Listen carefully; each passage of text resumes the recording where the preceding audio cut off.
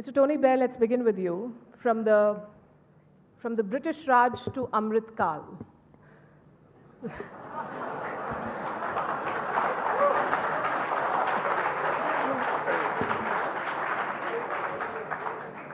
Thank you. From the British Raj to Amrit Kal, we're talking about two different worlds connected by cricket. The world has changed and cricket has changed. What sort of parallels and divergences do you see? Right, well, thank you, Palki, for that introduction. So, look, I think the change that's happening in the world today is, people talk about whether power's shifting east. I think it's not so much shifting as today power is going to be shared. Right?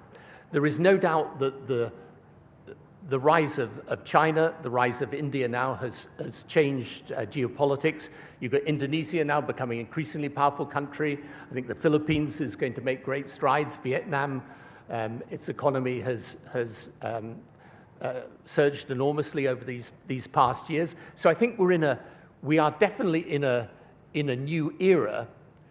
But I think there are several things that are interesting about it that need reflecting. I think the real challenge today is how you make sense of this shifting geopolitics. And in that, I think the position of India is absolutely critical, because the progress of India in these last years has been remarkable and extraordinary. And I think the position of India now, this is again my view as an outsider, is potentially more powerful than it's ever been.